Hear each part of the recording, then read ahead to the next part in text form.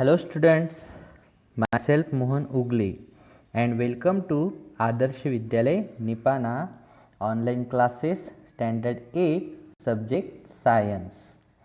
Students, today we are going to learn our next part in our second chapter, health and diseases.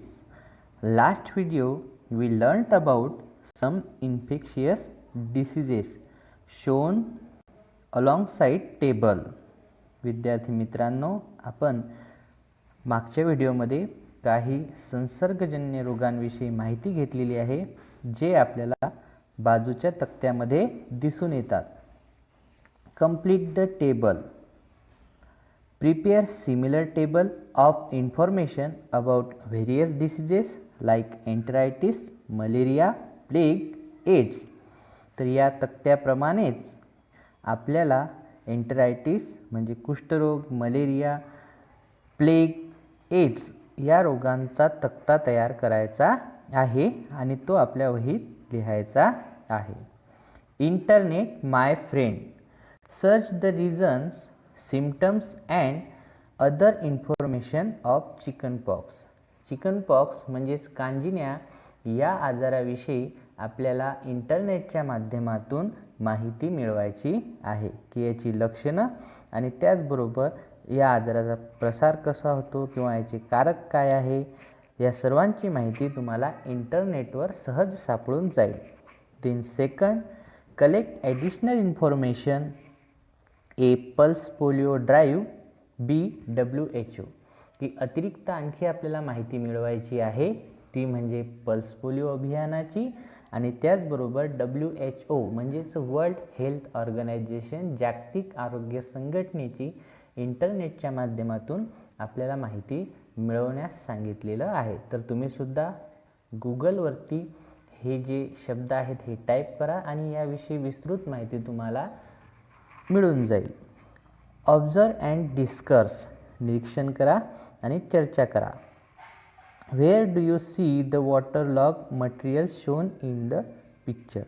की चित्रात दाखवल्याप्रमाणे तुम्हाला कुठं कुठं पाणी जे आहे, घाण पाणी जे आहे ते साचलेलं आढळून येते. We see the waterlogged material shown in picture in our surrounding and especially public places. की विद्यार्थी मित्रांनो, आपल्या अवतीभोवती अशा प्रकारच्या वस्तूंमध्ये पाणी साचलेलं आपल्याला आढळून येते जे या चित्रामध्ये दाखवलेलं आहे आणि खास करून जी सार्वजनिक ठिकाणं असतात त्या ठिकाणी आपल्याला सहज या सर्व गोष्टी दिसून येतात. Which hazards do you anticipate with the help of picture. की या चित्राच्या साहाय्यानं आपल्याला कोणत्या रोगाची किंवा कोणत्या आजाराची धोक्याची कल्पना जाणवून येते किंवा लक्षात येते. तर विद्यार्थी मित्रांनो, आपल्याला या चित्रात दिसत आहे मॉस्किटो म्हणजेच डास. आणि हा जो डास आहे या डासाची निर्मिती कुठं होते तर या डासाची निर्मिती ह्या सर्व ज्या वस्तू ज्या दिसून राहिल्या की ज्यात पाणी साचलेलं राहते या ठिकाणी या डासांची निर्मिती होत असते आणि या डासांपासून काही रोग होत असतात, काही आजार उद्भवत असतात. त्याविषयी आज आपण माहिती घेणार आहोत. Some important diseases of present days. सद्य स्थितीतील काही रोग, काही आजार. Can you tell. सांगा पाहू. How can we observe personal hygiene. आपल्या वैयक्तिक स्वच्छतेच्या सवयी ज्या आहेत त्या कशा पाळाव्यात किंवा कोणकोणत्या असतात. Wash hand frequently. Cut your nail and hairs regularly. Bath regularly. तर आपल्या ज्या वैयक्तिक स्वच्छतेच्या सवयी ज्या आहेत ज्याला गुड हॅबिट्स असं म्हटल्या जाते त्या कोणकोणत्या आहेत तर हात जे आहेत ते वारंवार आपण स्वच्छ केले पाहिजे, धुतले पाहिजे. आपले केस तसेच नखे जी आहेत हे आपण सातत्यानं कापली पाहिजे. त्यानंतर दररोज आंघोळ करायला हवी. त्याचबरोबर आपलं शरीर स्वच्छ कसं राहील या दृष्टिकोनातून स्वच्छ कपडे आपण घालायला हवेत. आपले केस जे आहेत ते व्यवस्थित विंचरायला हवेत. म्हणजे ह्या सर्व काय आहेत, तर ह्या सर्व आहेत चांगल्या आरोग्याच्या सवयी.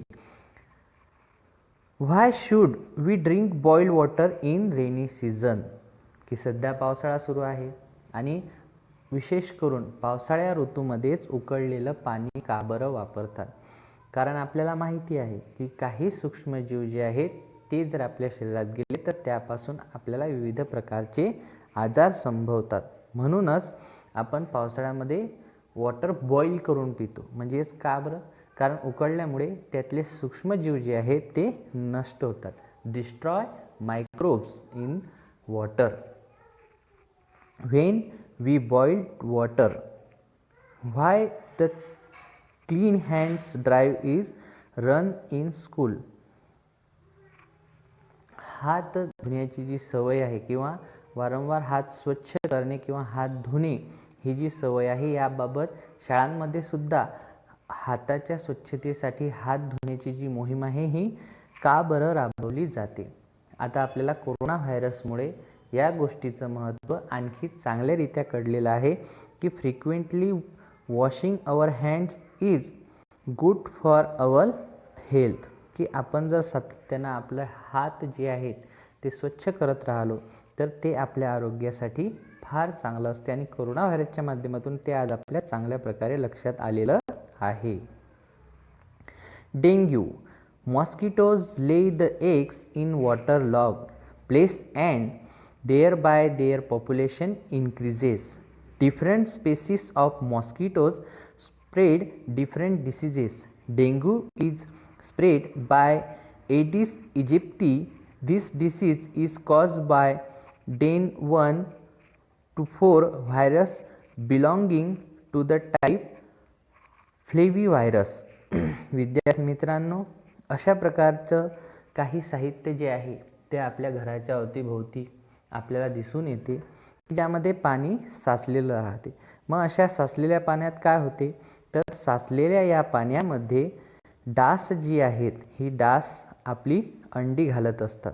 हे जे साचलेलं पाणी आहे या साचलेल्या पाण्यामध्ये डास आपली अंडी घालतात आणि त्या माध्यमातून यांची जी पॉप्युलेशन आहे म्हणजे डासांची जी संख्या आहे हे दिवसेंदिवस खूप मोठ्या प्रमाणात वाढत असते.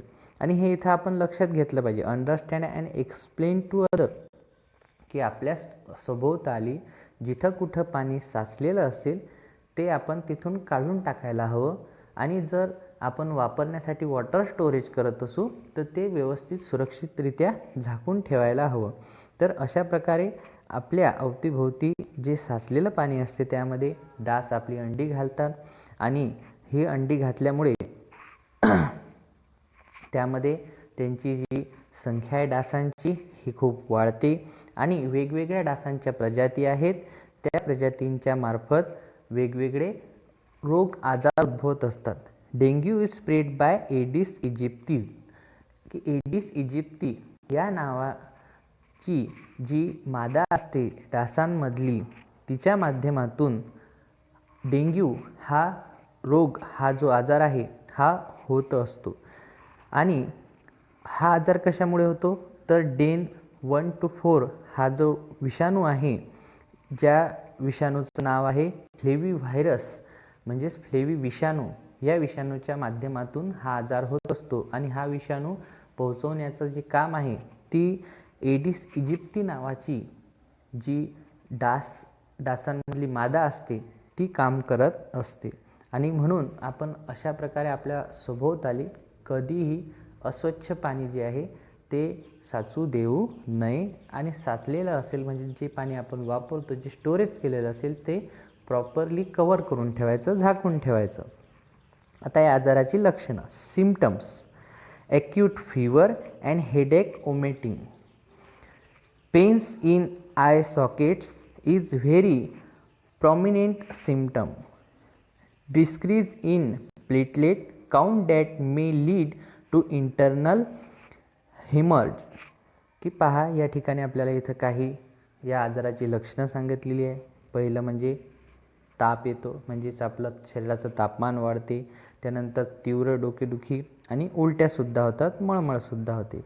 त्यानंतर आपली जी डोळ्यांची खोबणी असते या खोबणीमध्ये खूप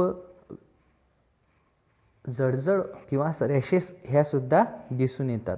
त्याचबरोबर आपल्या शरीरातल्या ज्या प्लेटलेट्स आहे ह्या कमी व्हायला लागतात. ऑब्झर्व अँड डिस्कस, निरीक्षण करा आणि चर्चा करा. Observe the picture shown in following and write description in the boxes. की या बाजूला आपल्याला इथं हे एक चित्र दिलेलं आहे. आता या चित्रामध्ये काय दाखवलेलं आहे, जसं पहा, कव्हर प्रॉपरली, की जे वॉटर स्टोरेज आहे ते आपण काय केलं पाहिजे, अशा प्रकारे योग्य रीतीने झाकून ठेवलं पाहिजे. त्यानंतर change cooler tub water frequently, की सातत्याने आपण कूलरमधलं जे पाणी आहे ते बदललं पाहिजे. त्यानंतर लहान मूल तुम्हाला इथे दिसून राहिलं की मॉस्किटो रिपेलंट काही ज्या क्रीम असतात त्या या मुलांच्या शरीरांवरती अप्लाय केल्या पाहिजे. त्याचबरोबर जे काही फिश पॉट्स असतात त्यातलं पाणीसुद्धा सातत्यानं बदललं पाहिजे. आणि गप्पी मासे जे आहेत ह्या गप्पी माशांना जिथं कुठं पाणी साचते या ठिकाणी जर आपण टाकलं तर ते या डासांची अंडी जी आहेत ती खात असतात, त्यामुळे सुद्धा मदत होते. त्याचबरोबर धुराळणी जी आहे ही आपल्या आजूबाजूला केली पाहिजे. फॉग मशीनद्वारे मॉस्किटो रिपेलंट ज्या काही वस्तू असतात त्या वस्तूंचा आपण उपयोग केला पाहिजे. आणि अशा प्रकारे काय करू शकतो, तर आपण डासांपासून आपला बचाव करू शकतो आणि डेंग्यूपासून सुद्धा आपला बचाव करू शकतो. Collect information which measure and taken for mosquito control by gram panchayat, municipal council, municipality of your area. की माहिती मिळवा की तुमच्या गावातील ग्रामपंचायत असेल किंवा नगरपालिका असेल, महानगरपालिका असेल, ही कशा प्रकारे डासांवरती प्रतिबंध करण्यासाठी कोणकोणत्या उपाययोजना राबवते. ते त्यातली एक उपाययोजना इथं दाखवलेली आहे की नगर परिषद असेल किंवा ग्रामपंचायत, महानगरपालिका असेल, ती फॉग मशीनद्वारे अशा प्रकारे धुराळणी करत असतात जेणेकरून डासांचं प्रमाण कमी होईल. आणि विविध प्रकारची जनजागृतीसुद्धा या संस्थांमार्फत राबवल्या जाते. Do you know malaria is spread by female anopheles while elephantiasis by female culex. Anopheles and Aedes grow in clean water while culex in dirty swag water. विद्यार्थी मित्रांनो, एनोफिलिस नावाची जी डासांमधली एक मादी असते तिच्या माध्यमातून हिवताप हा आजार पसरतो. तर एलिफेंटायटिस म्हणजेच ज्याला आपण हत्तीरोग म्हणून ओळखतो, हा आजार क्युलेक्स नावाची जी डासांमधली मादी असते हिच्या माध्यमातून प्रसारित होत असतो. त्याचबरोबर एनोफिलिस आणि एडिस ह्या दोघीही ज्या डासांमधल्या माद्या आहेत ह्या क्लीन वॉटर म्हणजे स्वच्छ पाण्यामध्ये वाढतात. तर जी क्युलेक्स नावाची डासांमधली मादी आहे ही मादी जी आहे ही डर्टी आणि स्वेग वॉटर म्हणजेच घाणेरड्या आणि अस्वच्छ पाण्यामध्ये वाढत असतात. Swine flu reasons of infection, यानंतरचा पुढचा आजार आहे स्वाईन फ्लू आणि त्याची काही कारणं. Infection for swine flu occurs through pigs and humans, की डुकरांच्या सानिध्यात राहणारी जी माणसं असतात आणि डुकरांच्या सानिध्यातून किंवा डुकरांच्या माध्यमातून हा स्वाईन फ्लू जो आहे हा आजार मनुष्यामध्ये आलेला आहे. Virus of swine flu are spread through secretion of nose, throat and saliva, की नाक शिंकरणे, त्याचबरोबर तोंडातली लाळ आणि जो काही गळा असतो याच्या माध्यमातून जो आपण थुंकतो त्याच्या माध्यमातून हा आजार जो आहे हा पसरत असतो. सिम्पटम ऑफ स्वाईन फ्लू, या आजाराची काही लक्षणं या ठिकाणी देण्यात आलेली आहे. डिफिकल्टी इन ब्रीदिंग, श्वास घेण्यामध्ये त्रास होतो. सोअर थ्रोट, बॉडी पेन, त्याचबरोबर गळा जो आहे हा गळासुद्धा खूप दुखतो आणि शरीर दुखू लागते. Diagnosis of swine flu, for diagnosis of swine flu, liquid from throat of patient is sent in laboratory. Diagnostic facilities are available in National Institute of Virology (NIV) Pune and National Institute of Communicable Diseases (NICD) Delhi. आता या swine फ्लूचं निदान कशा प्रकारे केले जाते? Diagnosis म्हणजेच काय? निदान. डायग्नोसिस या शब्दाचा अर्थ काय होतो? निदान असा या शब्दाचा अर्थ होत असतो. की कशा प्रकारे करतात या आजाराचं निदान? तर जो काही रोगी आहे त्या रोगीच्या गळ्यातून जे लिक्विड असतो, म्हणजे आज तुम्हाला स्वॅग हा शब्द माहीत आहे की गळ्यामधला जो स्वॅग असतो म्हणजे नमुना जो असतो त्या लिक्विडचा हा घेतला जातो आणि त्यानंतर तो प्रयोगशाळेमध्ये तपासणीसाठी पाठवला जातो. आणि आज याची जी तपासणी आहे ती उपलब्ध आहे नॅशनल इन्स्टिट्यूट ऑफ व्हायरोलॉजी, जी पुणे या ठिकाणी आहे. या ठिकाणी त्याचं जे डायग्नोसिस आहे म्हणजे निदान जे आहे ते केलं जाते. त्याचबरोबर दिल्लीला National Institute of Communicable Diseases ही सुद्धा संस्था कार्यरत आहे. या ठिकाणी सुद्धा या आजाराचं निदान करण्यात येते. Do you no first case of swine flu was reported in Mexico in 2009. Swine flu is caused by the virus influenza A H1N1. Persons who come in contact with pigs can contract this disease. माहिती आहे का तुम्हाला की पहिला जो रुग्ण आहे Mexico या ठिकाणी 2009 मध्ये स्वाइन फ्लूचा आढळून आला होता. आणि स्वाइन फ्लू हा जो रोग आहे हा इन्फ्लुएंजा A H1N1 नावाचा जो विषाणू आहे याच्या माध्यमातून होतो.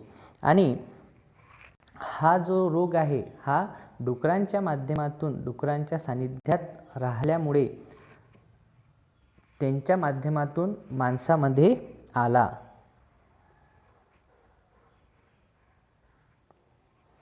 AIDS, acquired immunodeficiency syndrome. This disease is caused by HIV, human immunodeficiency virus. In this disease, victims suffered from various diseases due to progressive weakness of natural immunity. Diagnosis of AIDS cannot be confirmed without test in medical laboratories. ELISA test is used for its proper diagnosis. Symptoms of AIDS are person specific. AIDS ज्याचा full form आपल्याला या ठिकाणी देण्यात आलेला आहे acquired immunodeficiency syndrome. हा एड्सचा जो पूर्ण आपल्याला इथं फुल फॉर्म देण्यात आलेला आहे. आता एड्स या रोगाविषयी सुद्धा तुम्ही ऐकून आहात. तर हा आजार कसा होतो? तर हा आजार HIV ह्यूमन इम्युनोडिफिशियन्सी व्हायरस नावाचा हा जो विषाणू आहे या विषाणूच्या माध्यमातून होत असतो. आणि या आजारामध्ये काय होते तर जो रोगी असतो तो वेगवेगळ्या आजारांना बळी पडतो. त्याला एकातून एक असे वेगवेगळे आजार होत असतात. त्याचबरोबर याचं जे निदान आहे डायग्नोसिस जे आहे हे जी लॅबोरेटरी असते म्हणजेच जी प्रयोगशाळा असते या प्रयोगशाळेशिवाय होत नाही. एलिसा नावाची जी टेस्ट आहे, जी चाचणी आहे ती या आजाराचं निदान करण्यासाठी वापरली जाते. आणि या आजाराची लक्षणे ही व्यक्तिपरत्वे भिन्न असू शकतात. Always remember, AIDS does not occur due to touching to and sharing the food with HIV infected person or by nursing the HIV patient. Our behavior with HIV infected person must be normal. AIDS हा जो आजार आहे हा स्पर्शच्या माध्यमातून पसरत नाही किंवा HIV ग्रसित जो रुग्ण आहे त्याच्यासोबत जेवण केल्याने सुद्धा पसरत नाही किंवा त्याची शुश्रूषा केल्याने सुद्धा पसरत नाही. आपली जी वागणूक आहे HIV इन्फेक्टेड व्यक्तीशी म्हणजे HIV झालेल्या रुग्णाशी ही सामान्य असली पाहिजे, कारण हा जो आजार आहे हा संसर्गजन्य आजार नाही, संसर्गजन्य रोग नाही. Do you know HIV was first reported in an African species of monkeys according to the National AIDS Control Program and UNAIDS. 80 to 85% HIV infection in India occur through unsafe sexual contact. की हा जो HIV आजार आहे हा African माकडं जी आहेत त्यांच्या एका प्रजातीतून आलेला आहे आणि नॅशनल एड्स कंट्रोल प्रोग्राम म्हणजेच राष्ट्रीय नियंत्रण या आजारावरती राबवण्यासाठी अशा प्रकारची एक अंमलबजावणी आखण्यात आलेली आहे आणि 80 ते 85% जो हा आजार जो आहे हा अनसेफ सेक्शुअली कॉन्टॅक्ट्समुळे होत असतो. Infection through animals. Can you tell which measures are taken at your home to control the rats? की आपण उंदीर घुशींवरती आळा घालण्यासाठी कोणकोणत्या उपाययोजना करत असतो. वी ट्रॅप रॅट्स की आपण काय करतो पिंजऱ्याच्या माध्यमातून त्या उंदरांना पकडतो. Why it is necessary to care about health on domestic dogs, cat and birds. की आपण जे काही पाळीव कुत्रे असतील किंवा मांजरी असतील किंवा पक्षी असतील यांची जी आरोग्याची काळजी जी आहे ती आपण का बरं घेतली पाहिजे. कारण आता आपण स्वाईन फ्लू पाहला किंवा एड्स पाहला, त्याचबरोबर आज आपण कोरोना व्हायरस पाहत आहोत. हे सर्व आजार जे आहेत हे प्राण्यांमधून आलेले आहेत, म्हणून त्यांच्या आरोग्याची काळजी घेणं हे आवश्यक असते. Is there any relation between pigeon, stray animals and human health. की पहा अशा प्रकारचे जे काही प्राणी असतात त्यांच्या माध्यमातून आपल्या आरोग्याला काही धोका उद्भवू शकतो का, रिलेशन आहे का, तर रिलेशन त्यामध्ये आपल्याला दिसून येते. What are effect of rats cockroaches on human health. की प्लेग जो आहे हा उंदरांच्या माध्यमातून विषाणू आलेला आहे. त्याचबरोबर कॉक्रोचेस झुरळं जी असतात ही सुद्धा काय करतात संक्रमण पसरवण्याचं काम करत असतात. म्हणून आपण काय करतो तर घरी पेस्ट कंट्रोल बोलवतो आणि अशा कीटकांचा उंदरांचा नायनाट करतो किंवा जी काही योग्य अंमलबजावणी आहे कीटकनाशकं असतील त्यांचा वापर करत असतो. Rabies. This is a viral disease. It occur due to the bite of the infected dog, rabbit, monkey, cat, etc. Virus enters the brain via nerves. Virus enter the brain via neurons. Hydrophobia is one of the important symptoms of this disease. In this case, the victim shown extreme fear for water. Rabies is fatal disease. However, fatality can be prevented by timely vaccination before one set of symptoms start to appear within 90 to 175 days of dog bite. की विद्यार्थी मित्रांनो हा सुद्धा एक पसरणारा असा आजार आहे आणि हा जो रोग आहे रॅबीज नावाचा हा कसा होतो तर कुत्रा असेल किंवा ससा असेल किंवा माकड असेल मांजर असेल यांच्या चावण्यातून हा होतो. की जर त्या कुत्र्याला किंवा मांजरीला रॅबीज हा झालेला असेल तो आपल्याला चावला तर त्याचा जो प्रसार आहे तो आपल्या शरीरात सुद्धा वाढतो आणि अशा प्रकारे हा विषाणू आपल्या न्यूरॉन्स जी शरीरात आपला मेंदू असतो त्या मेंदूमध्ये न्यूरॉन्स असतात त्यावरती हा घात करतो. यानंतर या आजाराचं सर्वात महत्त्वाचं लक्षण आहे हायड्रोफोबिया. म्हणजेच तो जो रुग्ण असतो हा खूप भयभीत होतो. म्हणजे जसं पाणी असेल त्याला तो खूप घाबरेल किंवा आग असेल त्याला खूप म्हणजे त्याला कशाचीही भीती वाटते. आणि त्याचबरोबर या रोगावरती प्रतिबंधक लसी ह्या उपलब्ध आहेत की ज्यामुळे हा रोग होऊ शकत नाही. म्हणून आपण कुत्रा किंवा कोणतेही प्राणी चावल्यानंतर त्याचं जे व्हॅक्सिनेशन असते, लस जी असते अँटी रॅबीजची, ते आपण घेतली पाहिजे. आणि या आजाराचे लक्षणं केव्हापासून दिसतात तर कुत्रा जो आहे तो चावल्यानंतर 90 ते 175 दिवसांमध्ये या आजाराची, या रोगाची लक्षणं दिसायला लागतात. Symptoms of rabies. या रॅबीज नावाचा जो रोग आहे त्याची काही लक्षणं: फीवर फॉर 2 to 12 वीक्स, 2 ते 12 आठवड्यापर्यंत ताप येतो. सेकंड, एक्झर्शन्स इन बिहेवियर, की अतिशयोक्ती ही त्या व्यक्तीच्या वागण्यातून दिसून येते, म्हणजे थोडा मानसिकरित्या तो व्यक्ती हललेला दिसून येतो. हायड्रोफोबिया म्हणजेच कशाचीही त्याला भीती वाटायला लागते. Internet my friend, watch the videos about rabies on internet. इंटरनेटवरती रॅबीज बाबतीतले जे काही व्हिडिओ आहेत यूट्यूबवरती ते जाऊन तुम्ही सर्च करा, याविषयी तुम्हाला आणखी चांगल्या प्रकारे माहिती मिळेल.